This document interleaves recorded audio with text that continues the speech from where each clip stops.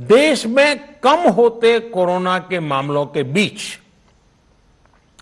केंद्र सरकार के सामने अलग अलग सुझाव भी आने लगे, भिन्न भिन्न मांगे होने लगी, पूछा जाने लगा सब कुछ भारत सरकार ही क्यों तय कर रही है, राज्य सरकारों को छूट क्यों नहीं दी जा रही है, राज्य सरकारों को लॉकडाउन की छूट क्यों नहीं मिल रही है, one size does not fit all जैसी बातें भी कही गई।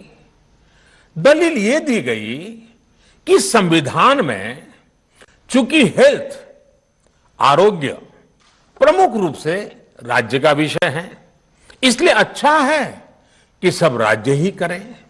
इसलिए इस दिशा में एक शुरुआत की गई।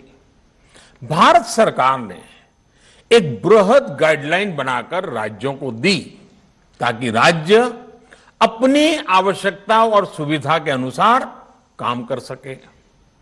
स्थानीय स्तर पर कोरोना कर्फ्यू लगाना हो, माइक्रो कंटेनमेंट जोन बनाना हो, इलाज से जुड़ी व्यवस्थाएं हो, भारत सरकार ने राज्यों की इन मांगों को स्वीकार किया।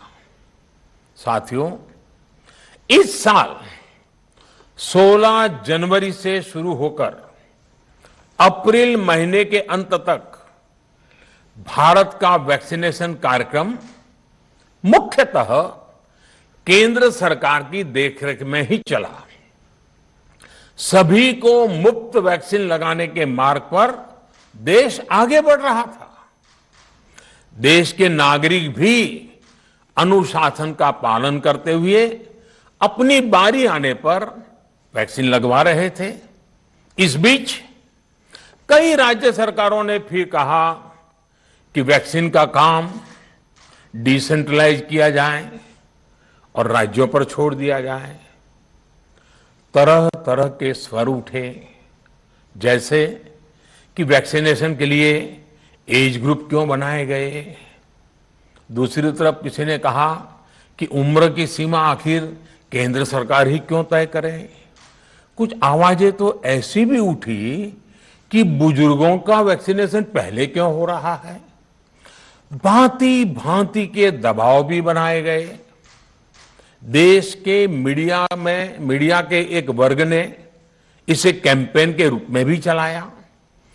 साथियों, काफी चिंतन मनन के बाद इस बात पर सहमति बनी कि राज्य सरकारें अपनी तरफ से भी प्रयास करना चाहती हैं, तो भारत सरकार को क्यों इतराज हो और भारत सरकार इतराज क्यों करे।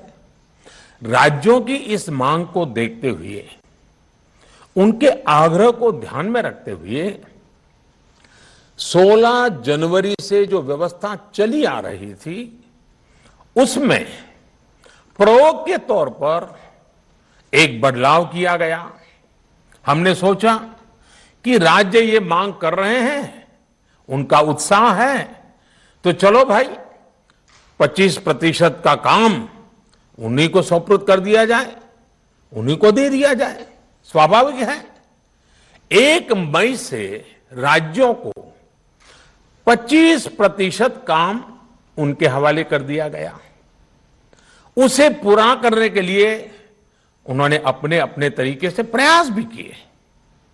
इतने बड़े काम में किस तरह की कठिनाइयां आती हैं, ये भी उनके ध्यान में आने लगा। उनको पता चला पूरी दुनिया में वैक्सीन की क्या स्थिति है, इसकी सच्चाई से भी राज्य परिचित हुए।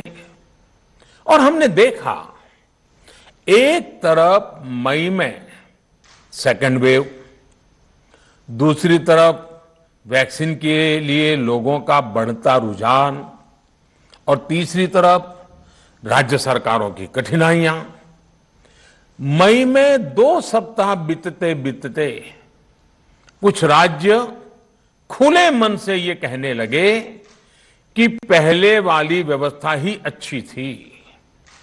धीरे धीरे इसमें कई राज्य सरकारें जुड़ती चली गई। वैक्सीन का काम राज्यों पर छोड़ा जाए, जो इसकी वकालत कर रहे थे उनके विचार भी बदलने लगे। एक अच्छी बात रही कि समय रहते राज्य पुनर्विचार की मांग के साथ फिर आगे आए। राज्यों की इस मांग पर हमने भी सोचा कि देशवासियों को तकलीफ ना हो, सुचारू रूप से उनका वैक्सीनेशन हो। इसके लिए 1 मई के पहले वाली, यानी 1 मई के पहले 16 जनवरी से अप्रैल अंत तक जो व्यवस्था थी, पहले वाली पुरानी व्यवस्था को फिर से लागू किया जाए। साथियों, आज ये निर्णय लिया गया है कि राज्यों के पास वैक्सीनेशन से जुड़ा जो 25% काम था, उसकी जिम्मेदारी भी भारत सरकार उठाएगी। ये व्यवस्था आने वाले 2 सप्ताह में लागू की जाएगी। इन 2 सप्ताह में केंद्र और राज्य सरकारें मिलकर नई गाइडलाइंस के अनुसार आवश्यक तैयारी कर लेगी। संयोग है कि 2 सप्ताह बाद 21 जून को ही अंतर्राष्ट्रीय योग दिवस भी है।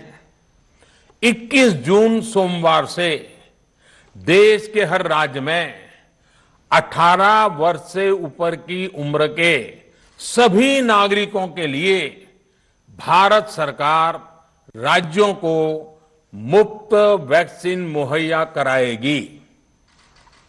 वैक्सीन निर्माताओं से कुल वैक्सीन उत्पादन का 75% हिस्सा भारत सरकार खुद ही खरीद कर राज्य सरकारों को मुफ्त देगी।